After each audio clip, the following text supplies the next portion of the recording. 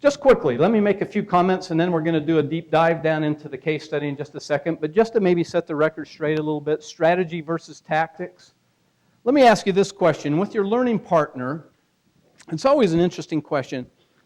Do you see strategy as two ends of kind of one skill set or continuum?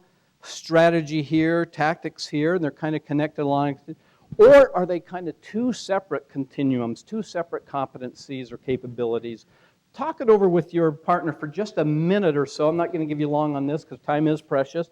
But just give me your reaction. Do you think they're kind of opposite ends of one thing, or are they two separate things entirely?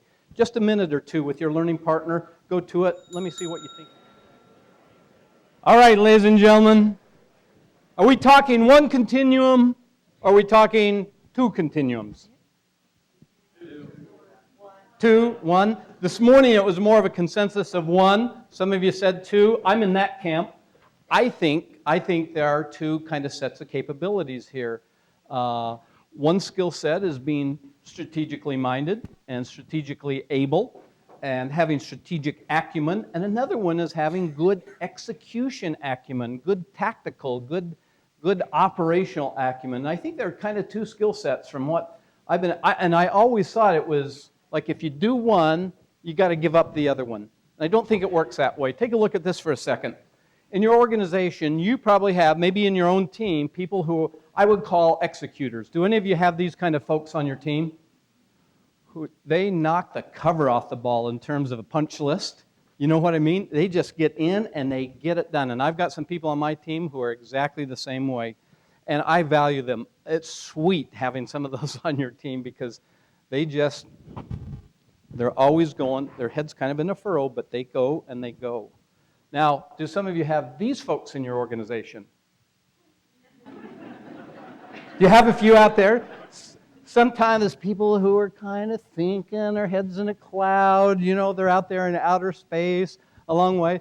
And they're great visionary people. And I think, again, we need some of those too are kind of nice. But again, carried to an extreme, can plague your organization and not make you able to give your customers, your clients, your participants, your plan enrollees that edge that they're looking for.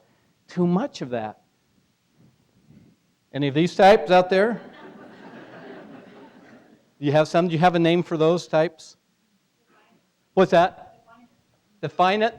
These are the folks who aren't doing either very well.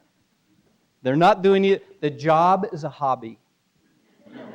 You have some of those folks? Now, I have some clients who actually use this term. It's a little bit rough. I chose not to put it up there, but I'll say it anyway. They call them the broken people. The broken people. So I said, ouch, that's a little bit abrupt, but how about this? Have you got a few superstars? Jackie kind of referred to that. Now, that's a nice deal, too. These are folks who they do it all. And I was telling Matt this morning, I had one of the first workshops we ever did. I had a gentleman by the name of Jared Gillig. Jared was a star. He got it. He understood it. He'd already been doing this most of his life. He was up there on both ends. This is a young leader who's going to go a long way early on in his career. Here's what I think I'm looking for in an organization. Take a look at this. I'm looking for people who are flexible and adaptable. They're tactical when they need to be. They're strategic when they need to be. They read the situations, and they make a choice. That's what I need is flexible, adaptable change agents in the organization, strategic change agents who can read